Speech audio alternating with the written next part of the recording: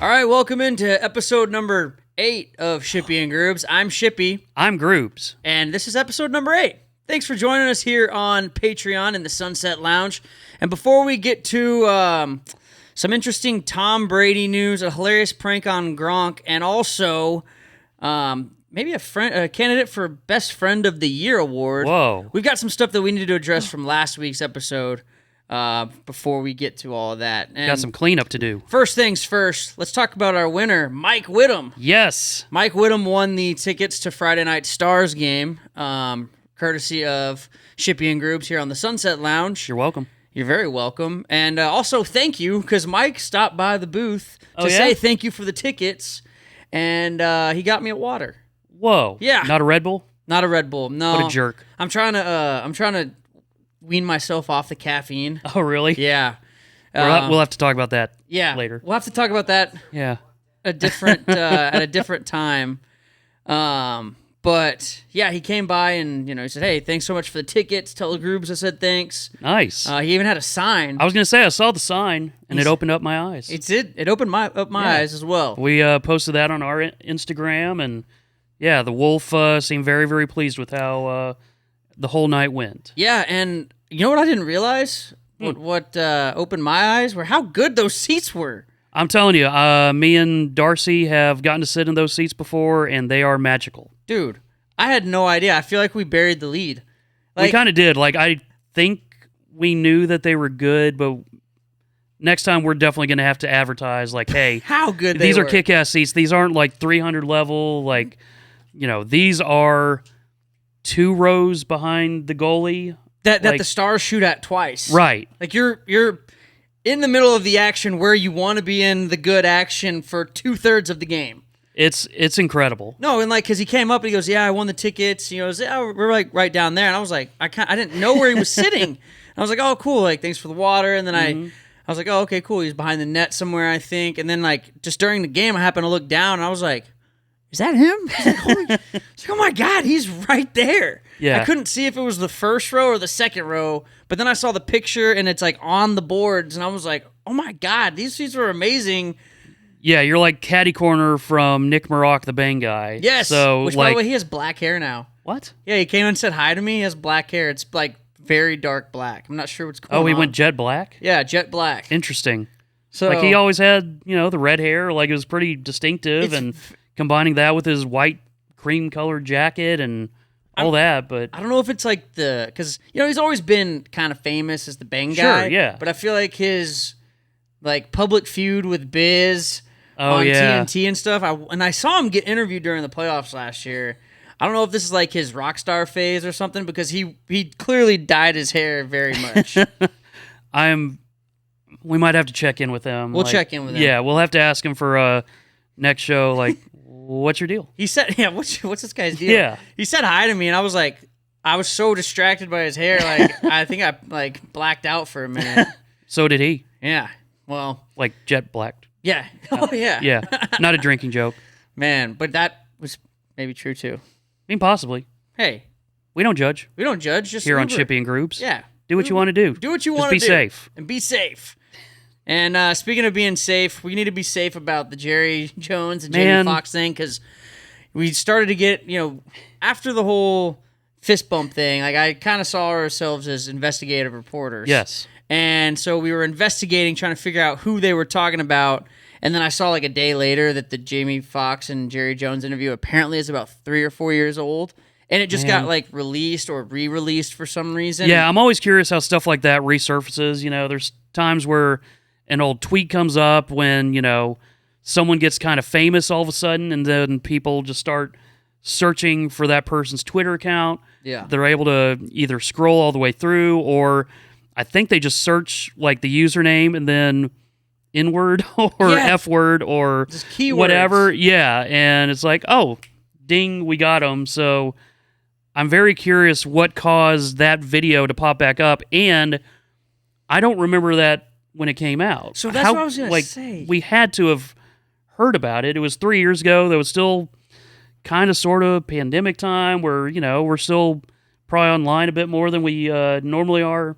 Me notwithstanding, because I'm always online. Yeah. But the fact that somehow Jerry Jones talking about one of his players' wieners didn't just get splashed everywhere, so to speak, is befuddling to me. Yeah, and I was trying to remember, like, I didn't know if it was the Mandela effect or what. Yeah. And we just didn't realize, like, was it released? Like, did we just all forget? Well, it was an Instagram Live. Like, it got released. Yeah. Like, it was out there, So- and people on the internet are, like, always recording stuff like that because they hope something happens. Right. And they can make it go viral. And so, yeah, I cannot understand how it took 3 years for that to resurface or surface or whatever you want to call it. Yeah. Or maybe it just wasn't clear enough Maybe. somehow. But, like, we played it last week, and it's there. It's pretty clear. Yeah. Yeah, like, I feel like I would have still understood it 3 or 4 years ago. I'm very confused, Shippy. Help I'm me. confused too, but I wanted to just make it clear that we know nothing about Cavante Turpin. That's not who Jerry was talking about. Maybe. I mean, maybe. I mean, I don't want to say one way or another. I just know in that video he was not on the team. Okay, if it was 3 yeah. or 4 years ago. So, But we will investigate. Yeah, because that's what we are, and we take our journalistic integrity very seriously. Very seriously. Which is why we must follow up on that St. Bill Snyder. Oh, boy. He did pay off the bet. Yes. We can both confirm. I told Grubes, I went to his X or Twitter account when I was getting ready for the show to check, and there's very much evidence on @StBillSnyder on Twitter/X. We're Yeah. not going to show it No. because, quite frankly, I regret seeing it. No, it's burned in my memory now, too. Yeah.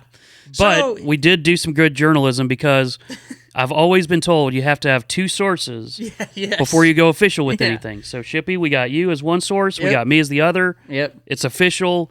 A burrito was stuck up his butt. Yep. And you can go look at it if you want. But we will not recommend it We will not. unless you want to have your day ruined. Yeah, if you want to have your day ruined, that's up to you. That's on you.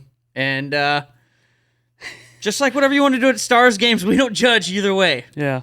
Although I believe St. Bill Snyder did say that, was it if K-State loses next week, he's going to yeah. put his balls in a blender? Yeah, and I feel like as journalists, we should not follow up on that. Or maybe we just cheer for K-State. Well, I do think he gives himself an out, though, because he didn't say he was going to run the blender. He just said he was Oh. going to put him in there, and unless they hangle really far, then he's probably safe. He's probably safe. Yeah, because we didn't see any stuff when he, Right. we didn't see in the picture. the wedding tackle. Right.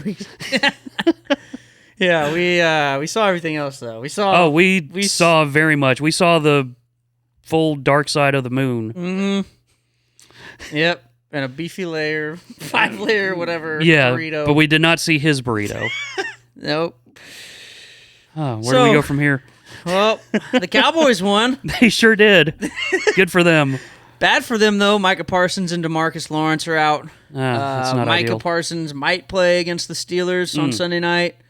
DeMarcus Lawrence is going to be out for a while. They're going to put him on IR if they haven't already. Damn. I think it's supposed to be like 4 to 8 weeks. Mm-hmm. So just when things are going well, things go bad again. The Cowboys getting Cowboys. Cowboys are going to Cowboys. I feel like that's all I really need to talk about with the Cowboys. That's enough on them. Do you like pranks? I love pranks. All right, that's as great. long as they're not done on me. Right. Well, this prank is not on you. It's just on Gronk. All right. So Gronk is on, Fox Sports, NFL, Mm-hmm. and this has to do with the Cowboys. Hey, So still bringing it back to the Cowboys. bringing You're it welcome. back like we always do because we're professionals. Basically, they have this elaborate prank where they tape this segment with Gronk about this new Cowboys player that's going to be ready just in time for their face-off or for their showdown with the Bills. And this is supposed to change everything for the Dallas Cowboys. All right, guys, one more segment to come. Don't forget what we're doing. Here's the deal. We decided to play a little joke on our buddy Gronk. He thought we were going live with an extra segment. Everybody at Fox knows this is not real, except for Gronk. And the premise was I was going to break news that the Cowboys were activating this great Pro Bowl tight end. who doesn't exist. And Gronk has to go on what he thinks is live TV to talk about this tight end. All right, fellas, 10 seconds back. Straight, who do you want to talk about here? Dallas game. Let's talk about Russo. Back in 5, 4, 3, That's what I was talking about. 2, 1. All right, we're on the air. All right, later today, it's America's Game of the Week, and it's one you don't want to miss. The Dallas Cowboys go for their 6th win in a row, and right now they take on a Buffalo Bills team that I guess, Jay, there's some breaking news. I just got off the phone with Mike McCarthy, and you guys know how big of a weapon Rich Russo is for that team. Right? As a tight end, just activated him, right? They just activated him. They didn't know if he's going to be able to play today. They think he's good to go not only today, but they are going to put him heavily into that game plan. Expect a lot of Rich Russo. That's big because Russo is a complete game changer. He takes so much pressure off deck, takes so much pressure off the run game. Great blocker, great receiver, red zone threat. Listen, I thought it was a stretch. Though. They were talking about Tony Gonzalez. They're talking about Gronk. I don't think he's Gronk. Gronk, where do you list Russo as, like among the tight ends playing today at least? He's been out for a little bit, so he might be a little rusty coming back, but I think they're going to give him the opportunities, that's for sure. But also they got Ferguson as well. They're going to be a 1-2 combo. Yeah, but here's the thing. Ferguson has been the guy because Russo's been hurt. You got to admit, with Russo coming back, it just changes their offense. Yeah, but Ferguson has been showing that he's the guy right now. They're going to still Russo- feed Ferguson. He's the only guy in the league that has 2 fingers missing on his right hand. That's why he's been out, and he's back now. So is that going to affect him when he's catching a pass? I don't know. You play this to the guy. I don't know. I still have all 5 of my fingers. But you know what? You're the tight end. All 10 of my fingers. All 5 on each hand. All 5 on each hand, Terry. Okay. All right. This is a joke. Rich Russo does not play for the Dallas Cowboys. I was wondering. For you. Is that live? I was wondering, like, in my mind, like, I was going to say, right when it was done, I was going to say, guys, I never heard of Rich Russo. Never heard of him in my life. You guys had my head spinning, that's for sure. But I was so excited to finally see this video this year when we watched it at the Fox Seminar this summer, and the video is actually better than expected. And I've learned 2 things from it: that I am a funny guy. And number 2 is that I am always ready. Okay. I am always ready. I audible that right to Ferguson. Hey, he's a great tight end. Rich Russo. Rich Russo. Here's how ready he is. Prior to running this, just the clip we just run, he said, "What's this guy's name? Tony Russo." You have 10 fingers. Yeah. Jay, you're a good storyteller. Of course. So that's Man, Gronk. that is well executed Dude. too. And so I guess that was obviously last season because the Cowboys Yeah. won 6 in a row.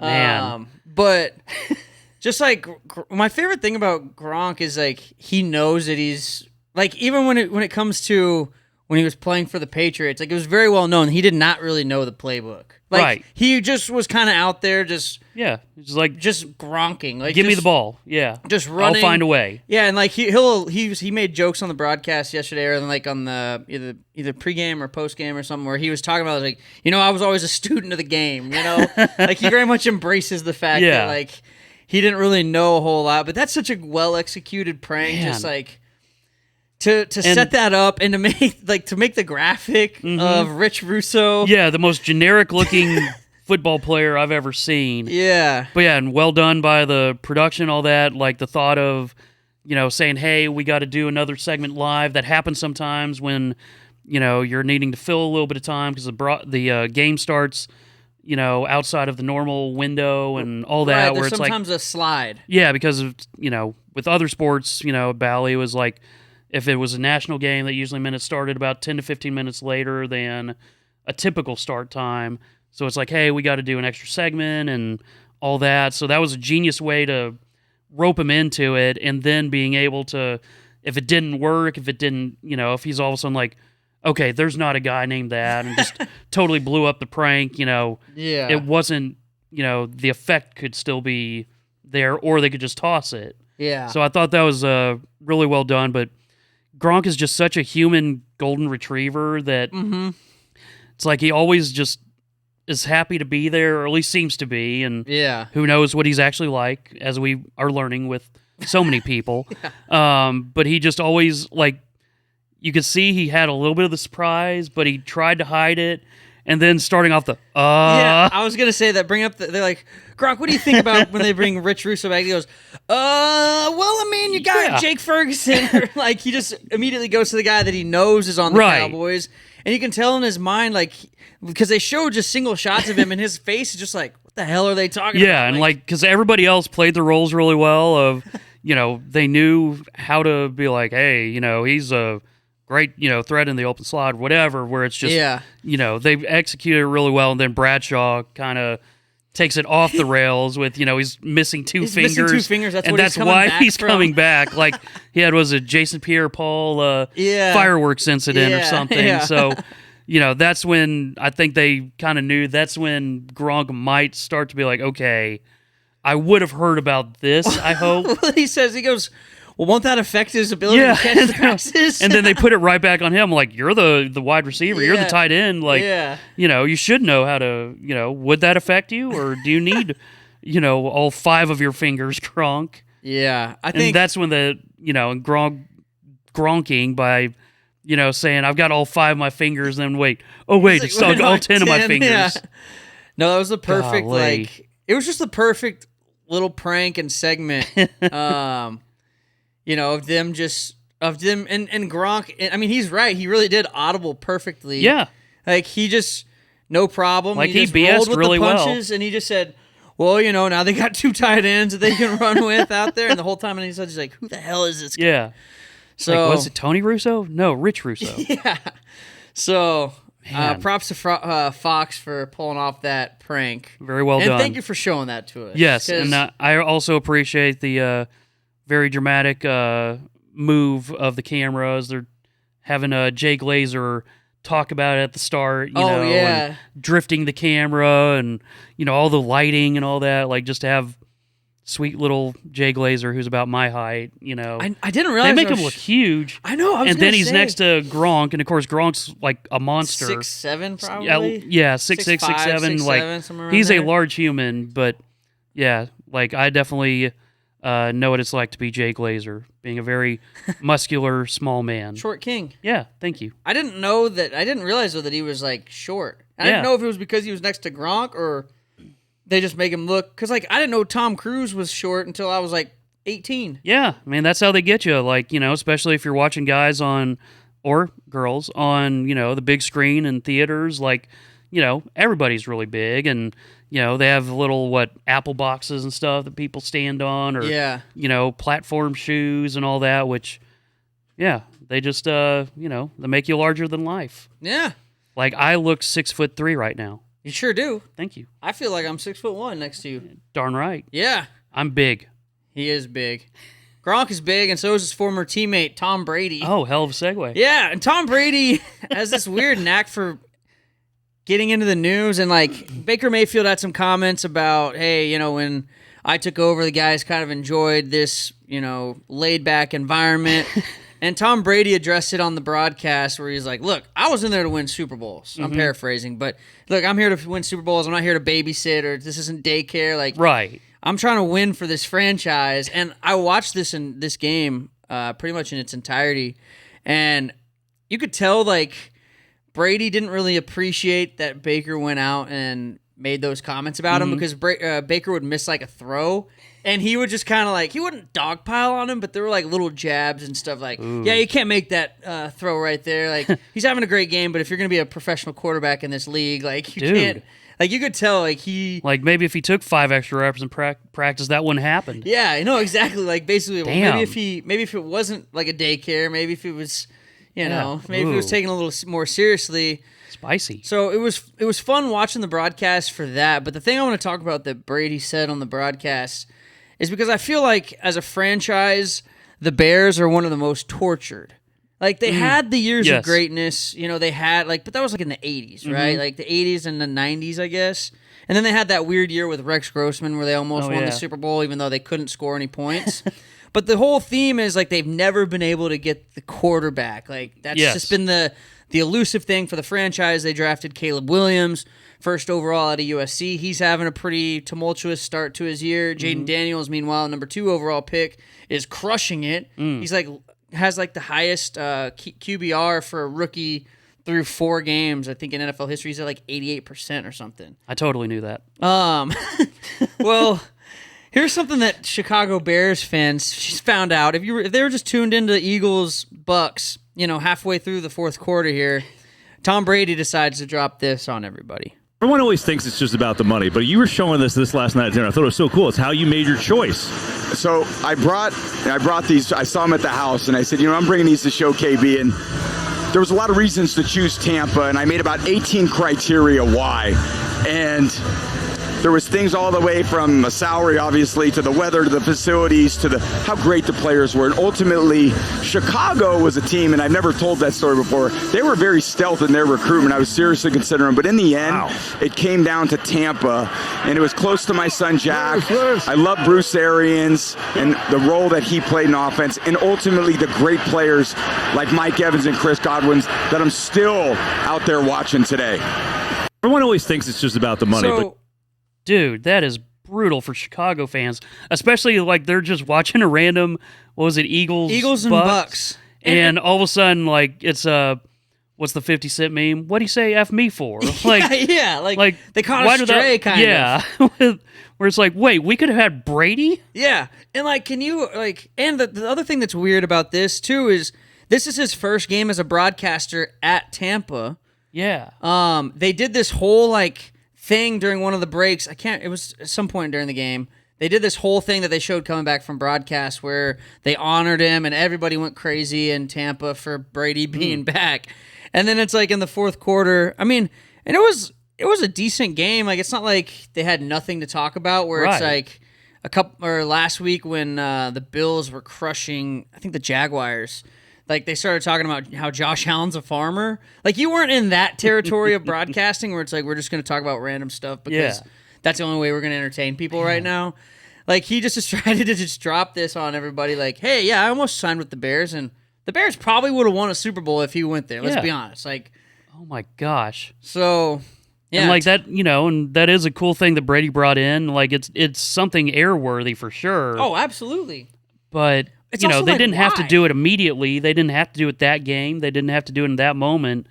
So yeah, that's just like, the Bears fans just have to catch a stray of, So what was that, 2022? 2022, I believe. Yeah. We'll go with that. But yeah, they're like, well, huh? Yeah, I mean, and what I want to know too is like, I'm not surprised that he has a note card of 18 pros and cons. Like, that's the least surprising part of all of that. The more and more we learn about Brady, the more I'm like, okay, and I don't mean this in a bad way. I'm one too, but you're kind of a nerd, dude. Like, he definitely is. Like, and I respect that. Yeah. I respect our nerd king. Me too. But yeah, like, he probably buys a certain kind of paper because it's, healthier for him to hold. Right. And I respect that. Yeah. Like, I'm sure not going to make fun of anyone trying to get healthier. No. Because I need to. Me neither. And me but too. I like ham. Ham is delicious. When's the last time you had ham? Like a couple days ago. Damn, really? Sometimes got to make sandwiches. Did you have a ham sandwich? Yeah. Is that your favorite kind? Probably. They're pretty good. I like ham sandwiches, turkey sandwiches. Yeah. Like, I do like the honey ham, though. Yeah, it's got to be the ham, like, oh my god. Honey ham, honey roasted turkey, like Black Forest ham too. I Not like bad. That. Yeah. But you got to have the sweet and the savory. It's pretty magical. Sure is. What else is pretty magical is how Joe Flacco keeps just reappearing in the NFL. I know. Like, I feel like he's retired or just been out of the league like 20 times since Brady nearly was a Chicago Bear. So it was, yeah. So that's our timeline now. It was last season that he came and yeah. It was last season that he came and almost saved he did save the Browns season. Right. He came in and led them to the playoffs, and everybody was like, "Damn, like what the hell? He can still play." He's 39 years old now, and a couple weeks ago, it was when Deshaun Watson during week 1 when he was awful. The only reason I knew he was in the league is because I was like, I tweeted, I was like, when are they going to call Joe Flacco and try to bring him back? And I was like, let me look up. Let me see if he's playing for anybody. I saw he was on the Colts roster. Okay. They have Anthony Richardson, obviously. Yesterday, Richardson got hurt his hip, and then his first play back, the head coach of the Indianapolis Colts calls a design quarterback run. He gets tackled and he gets hurt again. Golly. Go figure. Like, hey, welcome back from your injury. Let's test it out. Let's let you get hit. So he leaves for the rest of the game, and Joe Flacco leads the Colts to a win over the Steelers. And then he has this post-game interview afterwards, and I think it's pretty genius what he says here about Anthony Richardson. Joe Flacco, do you ever age? Oh, believe me, yeah, I do. Hey. Oh, man. Listen, when you're out here in this environment, no, you feel like you're 12 years old. I mean, I said it last year. Wow. I mean, this is a little bit of a different experience. It's not the best, not the most ideal when you're trotting onto the field, obviously, when your guy goes down. But every time you get a chance to go out there, it's a blessing, and I'm definitely very fortunate for it. What was clicking so well? Was it the familiarity with Mike Tomlin and the Steelers? I don't know if everything was clicking super well, but we did enough, you know? And, really was able to rely on some underneath stuff by Josh Downs today, like to kind of get us first downs. He made a couple big third down conversions along with Pittman on that second to last drive, third to last drive. That drive ended up being huge. So you just go rely on your guys and trust the play caller, and everything else takes care of itself. I do have to tell you, Anthony Richardson told us that you were cooler than he thought he was. Listen, he told me his mom is 8 days older than I am. So there's no chance in the world that he thinks I'm cool. So. All right, what about your kids, though? What do you think they think of this one? This is the first game they've come to this year, and Dad's on the field. So I'll look up there for him and see if I can find him. I'm sure they'll have a bunch of critiques for me. That's about it. We appreciate the time. Thank you. So, man, that's crazy. He's 9 days, or his mom. 8 days. 8 days, yeah. Anthony Richardson's mom is 8 days older than he is. Yeah, because Flacco's 39, I believe. 39. Yeah, he's my age. And and that is just crazy to think about. He looks like he's like 33. I was gonna say he's looking good. He got rid of that porn stash is the best. That does help. Did he have a porn stash? I believe he did for a little bit. Yeah. Last year, or when they won the Super Bowl. Oh yeah. He had a porn stash, like a hardcore porn stash. Yeah, that's tough to pull off. It definitely ages you a little bit. Yeah, because then you basically once you get the baby face after that, it's like, why did you ever do that? See, because I have like a baby face, but I feel like it's weird when I do the mustache. But when I have a beard, I look way older than I am. I think you still look young. I do. I feel like y'all should both shave. Just no, oh my god, I'm not going to do that to the viewing audience. Even as these hairs become grayer and grayer, like I got to keep the beard. I'd rather have the gray, the gray beard hairs. Yeah, every time I had a mustache the last 2 years for a little bit, I would shave it for November. Yeah, Movember. Yeah, Movember. Are we doing that this year? I don't know. I'm not. We got October coming up first. Yeah, we gotta get through October first. Yeah, we gotta get. I don't really plan anything. Like I still don't know what I'm gonna be for Halloween.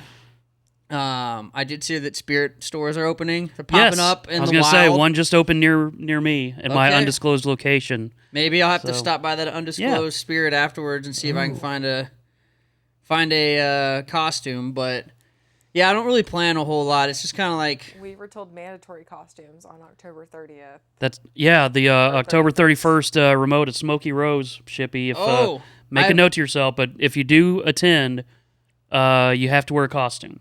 Okay, I would love to, but I have Mavs Rockets that day. You would not love to, and so damn it, I will have to be at the AAC. But I'll probably wear I was gonna say you got to wear a costume. I did it. We had a Halloween game I think 2 seasons ago, and I went dressed as a guy from Peaky Blinders. Oh yeah, I feel like that was my coolest. Dude, that was a strong look. Dude, we need to find the pictures, Ashley, and Shippy looked good. I feel like I would have thrived in like Peaky Blinders times. I feel like I would have been good. But would you really have wanted to dress in a 3-piece suit every single day? Probably not. But I'm not gonna lie, I felt pretty badass while I was wearing it. Like I just felt like stronger that day, you know? Yeah.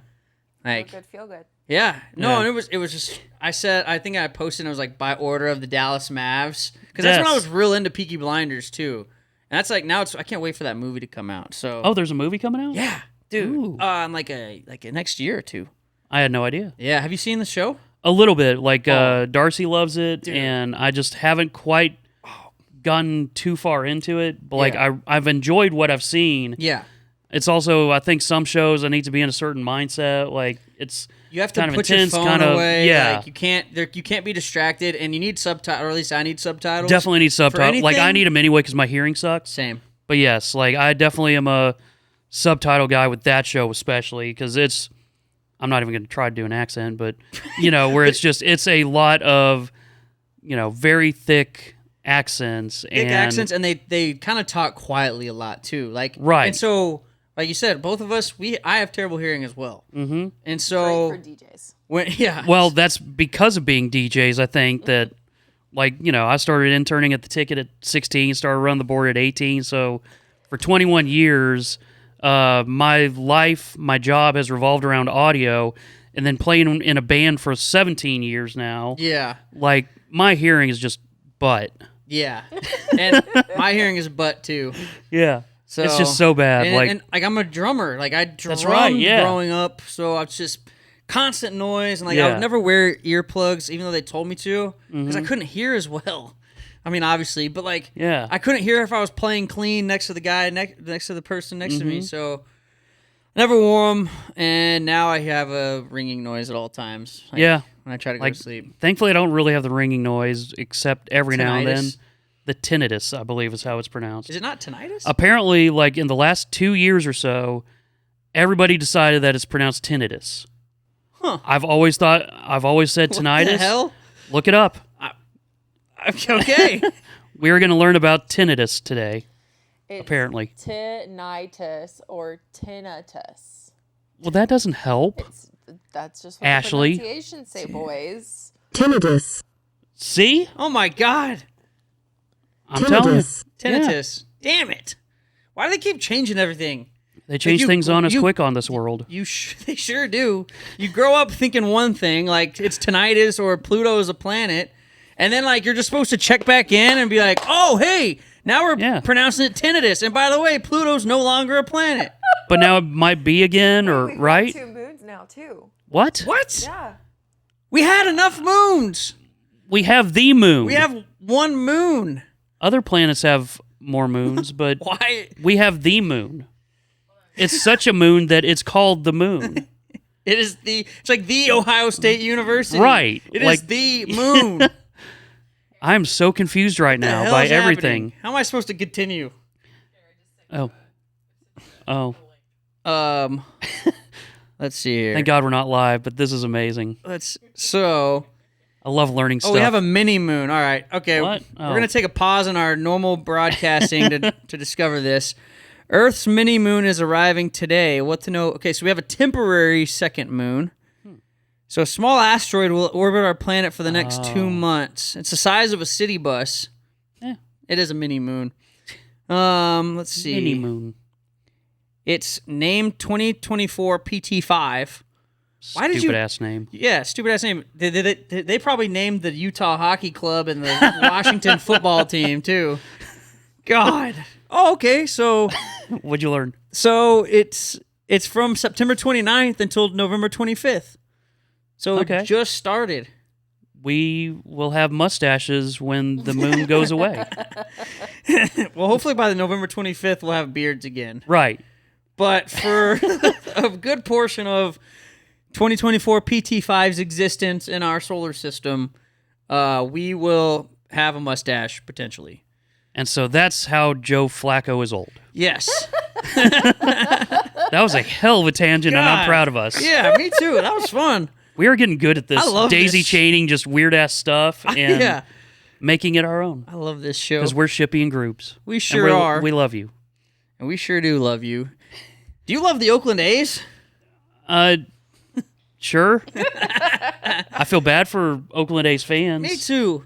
Do you did you hear they're not going to be in Oakland anymore? I saw that. Yeah. So Yeah, it was pretty brutal watching the Rangers played the A's in the last games at Oakland Coliseum in Oakland. And man, watching you could see fans throughout the game, obviously the Bally Southwest crew is, showing the different shots, and I guess there are shots that Oakland's crew, whatever. But, just seeing fans throughout the game, like some are crying, Yeah. So many holding up signs. Did y'all see that they stole seats? Yes. The second to last game, some dude stole 2 seats that. Oh, it was 4? It was like 4. Oh my gosh. But yeah, he apparently was like being chased around the outside of the Oakland Coliseum by cops, like Benny Hill or something. But yeah, it was really.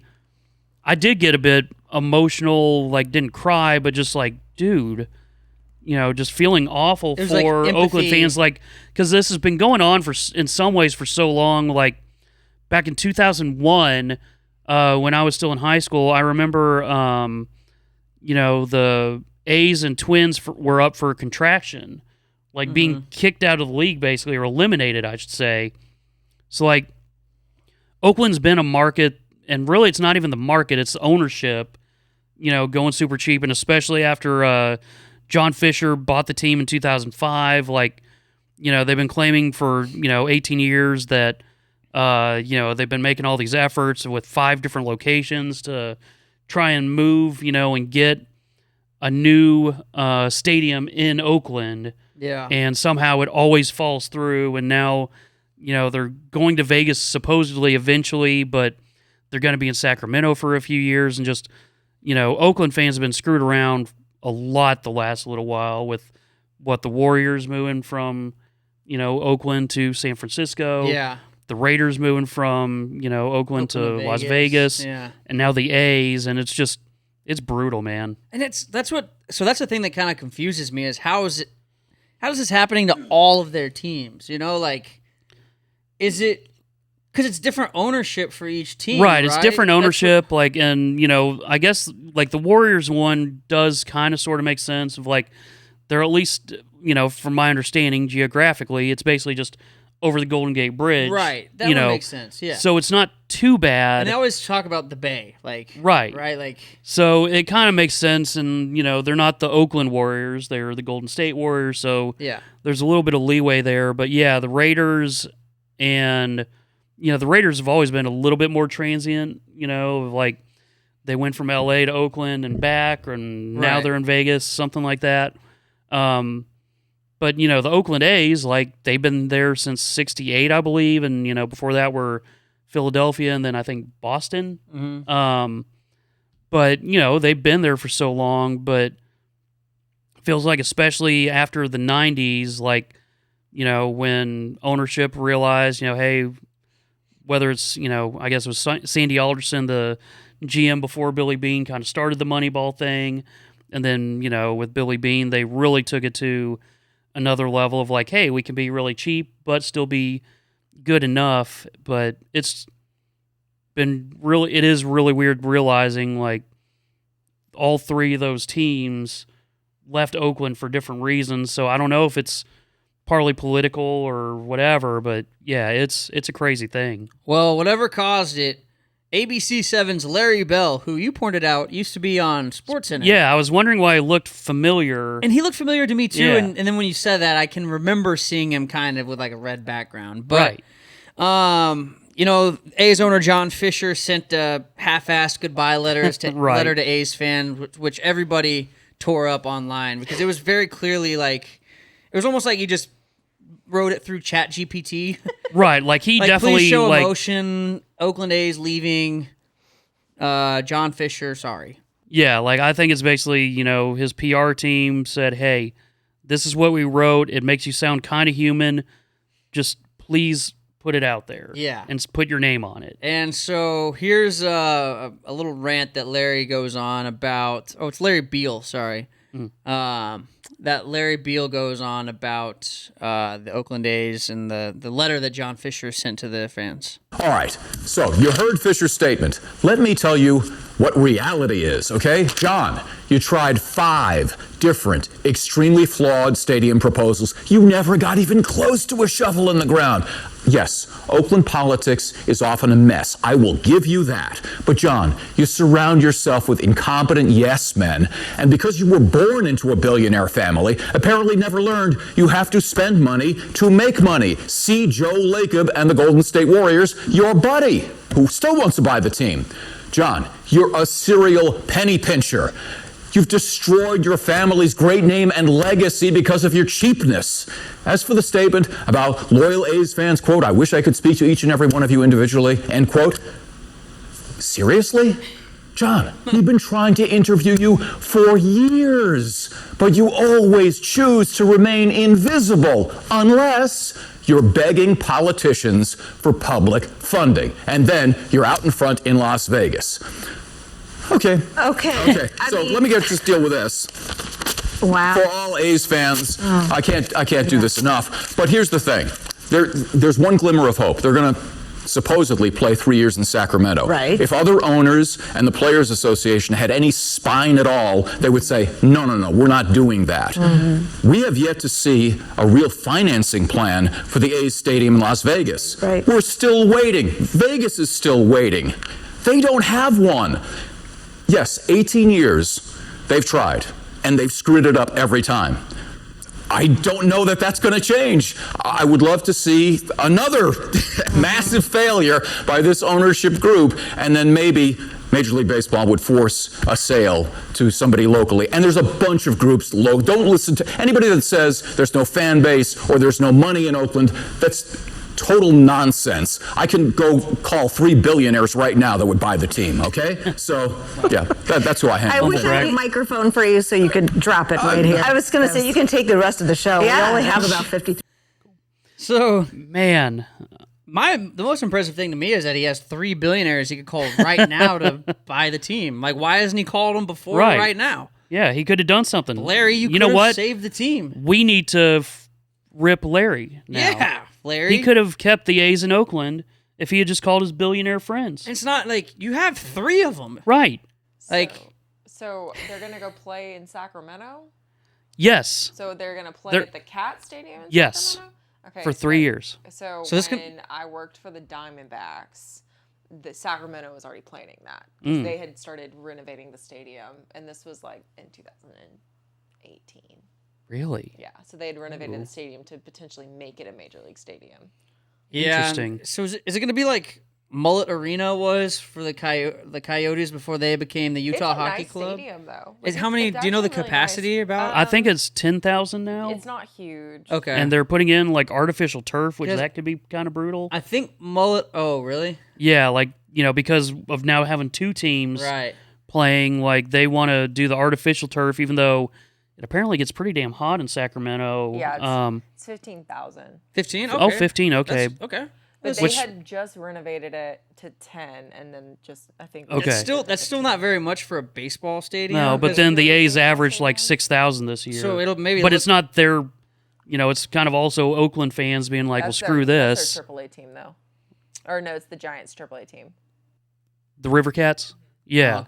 Oh, okay. But it's just sad. Yeah, I feel for A's fans. Like, we've never lost a team, like, here locally at least.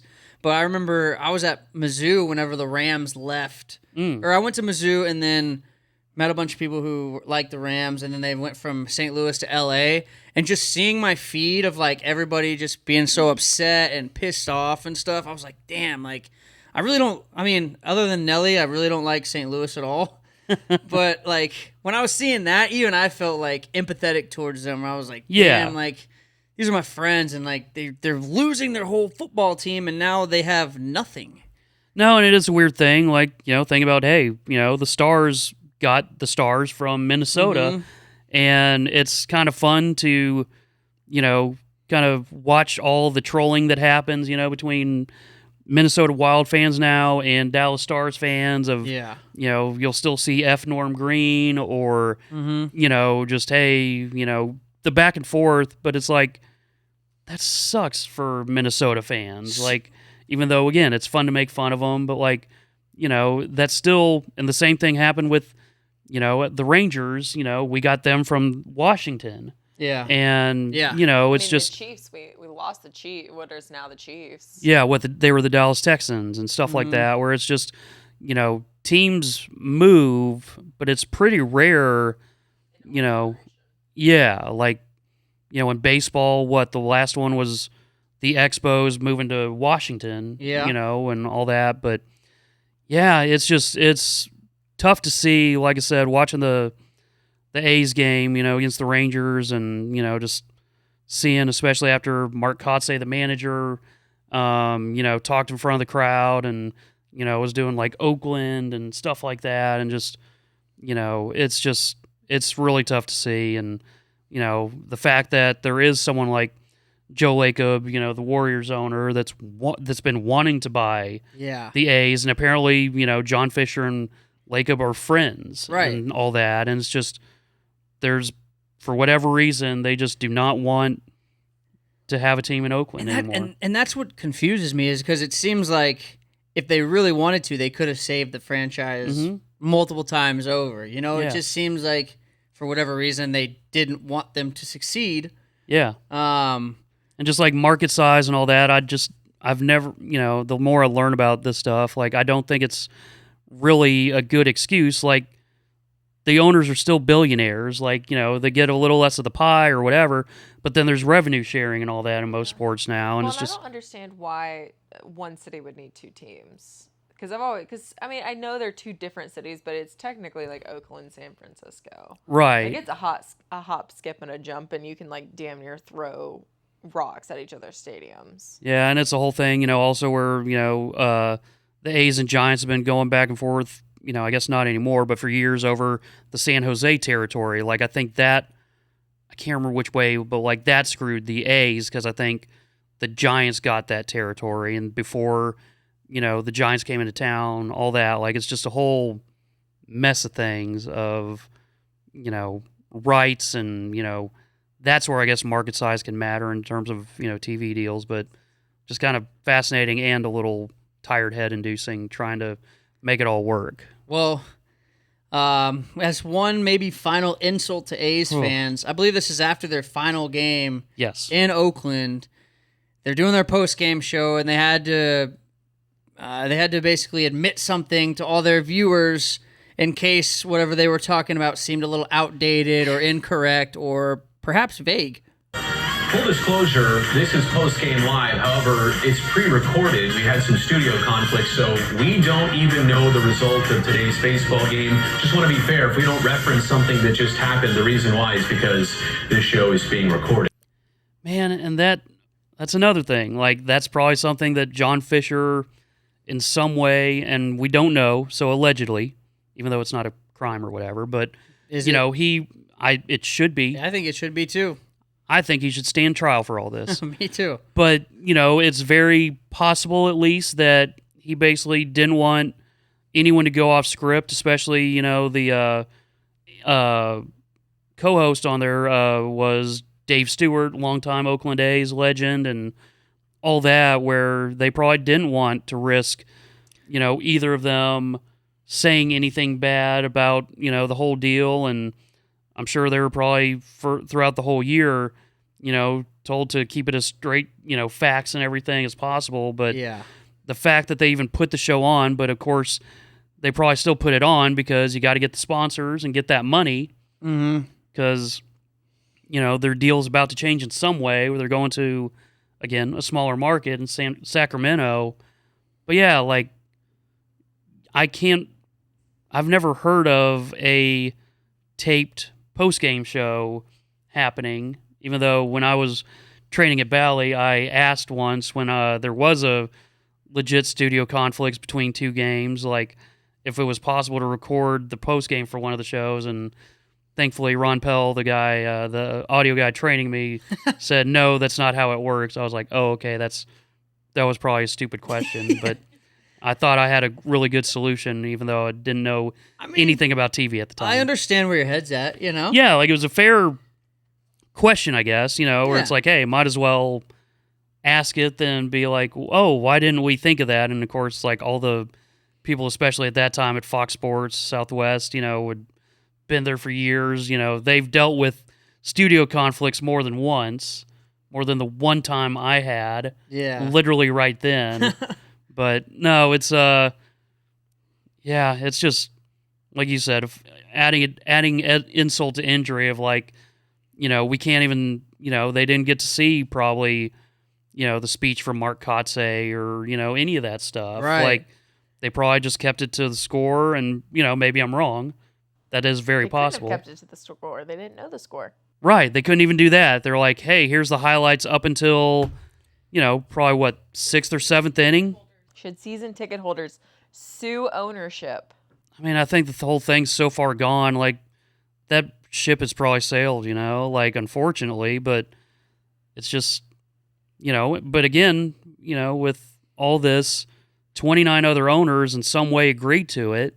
It's not necessarily Rob Manfred, the commissioner, saying, this is great. He probably helped grease the skids a bit, but 29 other owners in some way could have said no, and I think the whole damn thing was a unanimous vote when it all came down to it. So it's all just a mess. Well, good luck out there to all of the Oakland A's fans. Yes.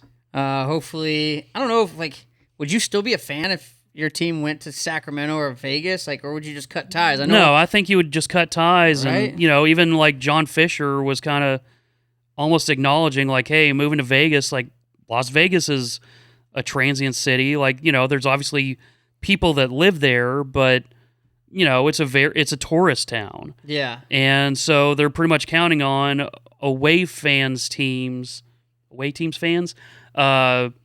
Coming in and watching the games, so he even gotta look at the Golden Knights though. Is that for an example of that, because the Golden Knights sell out their season tickets in 20 minutes. And I think that's a little bit different, being an expansion team versus a team that already existed, and especially knowing how the Oakland A's thing all happened. I'm not saying that's not legit, but I think there's at least more of a chance for the Golden Knights to really have a foothold. They had their own traditions to make, and frankly, they were such a disruptor. I was with the Stars when the Knights came into the league, and I remember, all of a sudden, we were kind of put on notice of we need to freshen things up or change things up a little bit, because the Knights were doing things so different, because being an expansion team, they had no traditions to worry about. Or anything, they all got to do everything new, and it being Vegas, they wanted to put on a show and all that, where all of a sudden it's like, oh, I guess there are some, other avenues that game presentation can take, that really made the Knights Vegas's team. But yeah, when all of a sudden it's just the Raiders, who've already moved a few times and, have the same logo, same traditions as before, and now with the A's, who, are just have always been kind of a weird team anyway, even when they were winning and had some level of money being put behind them. There's just no loyalty from Las Vegas fans, and Oakland fans at this point have been screwed around so much. What motivation do they have to give any love to the Las Vegas A's? Right. And especially the Sacramento A's. Right. It's crazy. Yeah. Well, good luck to all of them. Yeah, that was a lot more time probably on the A's than we intended to spend, but it is just all fascinating, and it's historical. No, that's a franchise has been around as long as I can remember. Yeah. It's how long have they been in Oakland? 68, I believe, 1968, and they're one of the very few teams I read that were in one stadium, the stadium they started in, for their entire tenure in that city. They were always in Oakland Coliseum, or Oco, or whatever it's called. Yeah. So that's a lot of history there, even if it is relatively recent in terms of baseball terms. Yeah. Yeah, that's crazy. I think we'll see what happens with them in Sacramento and then in Las Vegas, and see if cause I feel like the Raiders going from Oakland to Vegas, they probably kept their fan base about the same, maybe a little bit more in Vegas, just because it's Las Vegas, a city that's never had teams before. Right. I feel like this might actually, once they finally make it to Vegas, they may be successful, because now they'll have that Vegas budget. Sure. I guess, maybe. Maybe, but depending on who owns it, but right. You would think, because the Golden Knights, like you said, they came in with all this extra, they had more of a budget than anybody else in the NHL. That's why they've got the crazy show. Yeah. They do the same show every single year, but it's, they added a dragon this past season. Oh, really? There was a dragon on one of the Like that was part of their show. Wow. But yeah. Well, goodbye to the A's. Yeah. So long. That's probably the last time we'll talk about you. Probably ever. We'll miss you, I think. Someone will. Let's transition from Oakland man to Oklahoma man. Ooh. Because we got Cody Adams here. Oh, and he stole a vehicle to make it to his court hearing on time for a prior charge for stealing a vehicle.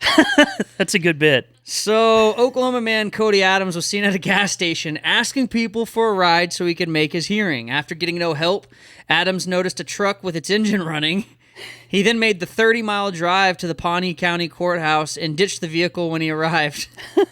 Adams was immediately arrested by a trooper as soon as he entered the courthouse, but the trooper made sure he made it to the hearing.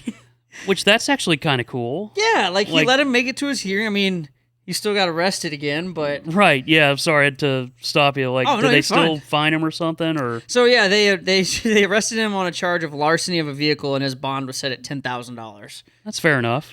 So... So maybe he was trying to say, like, hey, you know, you can't charge me for the same crime. This is double jeopardy. Yeah. If he had a good lawyer, maybe he would have done that. Maybe so. Even though it's obviously separate incidents. Yeah. But they don't know that. They don't. That's not how it looks on paper. Exactly. It's like, wait, I just did that. Yeah. You just charged me for that. Call the troopers to come help him. Yeah, that probably... you know what? He's probably kicking himself right now, realizing, like... He's like, damn it. I should have called... Yeah. Well, and he was 30 miles away. Like, I mean, that's jog. So I guess he moves around quite a bit, though. Yeah. You know what I mean? Like, I don't know... Like, that's pretty far out of the jurisdiction, but I guess, you know, like, if you're stealing cars, you're probably not going to stay in the same city for too long. Probably not. Huh. You know what? He's actually doing this smart. And you know, I respect you, Cody. Cody Adams. Cody Adams. Yeah, I respect you too. You know, and good for you making your hearing. Yeah, you're our criminal of the day. Against all the obstacles. Yes, Cody Adams, you are criminal of the day. And if he was arrested in Texas, maybe he could have been arrested by a police robot. Whoa, police robots. All right, so we got a police robot. I don't have a whole lot of context other than this video of this dude who's in what appears to be like a motel room. Mm-hmm. And I believe he said he was armed. I'm going to show the video and then I'll get into the details after that. But here's the police robot. Look at a dramatic East Lubbock standoff where multiple shots were fired and one person was injured. 39-year-old Felix De La Rosa was wanted for a parole violation. That's why officers tracked him to the hotel. But when he fired shots, they called in the Lubbock County SWAT team. At one point, we saw and heard him fire at a bomb squad robot. Take a listen. Sprayed tear gas into De La Rosa's hotel room. Initially, De La Rosa tried to fight the robot, even throwing sheets that would look like towels at it, but that didn't stop the robot from deploying gas. We watched as De La Rosa crawled out of that window and onto the ground where the robot pinned him until officers took him into custody. It ran him over. Dude, it ran him over. Said it pinned him. No, it ran him over. Yeah. I do appreciate, though, at the very beginning, the caption showing robot SWAT with the big arrow and red font, like, oh, that's where the robot is. Yeah, the robot wasn't anywhere else. It was the thing that looks like a robot. It's not the thing that the camera is trained on as they're talking about it. Yeah. But thank you. Dude. I do love the guy just trying to throw a blanket over. Can't like, see me now. Yeah, it's like, no, there's still people like outside watching this whole thing that can probably figure out how to maneuver the robot. Yeah. I'm in on this police robot thing. Like it feels safer overall for certain things. Like, I mean, dude, he shot right at him. Yeah. And he didn't even flinch. Yeah. The police robot. I wonder if he didn't has get a name. scared. Did Probably. you see? I just sent you a link. Oh. We got. Oh yeah, the police robot dogs. Oh. Oh yeah, from what Boston College or dude, whatever. You know what? Those. I saw a police robot dog at the AAC. Really? At a concert last year. Did you pet it? No, I stayed away from it because it was just standing weird, like on the suite level. Mm-hmm. And I was like walking down somewhere else. I looked up and I was with my friend. I was like, "Is that a?" He goes, "Yeah, that's a police robot dog." So I have no idea what he was doing at the AAC. I forget what concert I was, but maybe he was a fan. But I do think like robot police people, robots should probably be more of a thing. Like, yeah, why send a human in that can get hurt and stuff? Right. When you can send in a robot that'll just throw a tear gas at you and or robot won't be deterred by a blanket being thrown over it. Yeah. You throw a blanket over a police officer, that's probably adding like at least a day to your jail time. At least. And a whole lot of confusion from the officer. Right. How's he supposed to see through all that? I know. I'm telling you. Robot police are the way of the future. We're advancing too, criminals. Yeah. We're catching up to your ways. Right. You can't fool us. Not for too much longer. Not for too much longer. Nope. All right. Man, we did it. That's episode 8 of Shippy and Grubes. Thank you guys for tuning in and joining us as always. We're happy to be a part of the Sunset Lounge, a Stolen Water media production. Hell yeah. And we look forward to broadcasting many more episodes for y'all and hopefully giving away way more badass seats. You never know. You never know. It may happen. Again, stay tuned and make sure you follow us along at Shippy Grubes on everything, at Tweet Grubes on everything, at Shippy Spins on everything.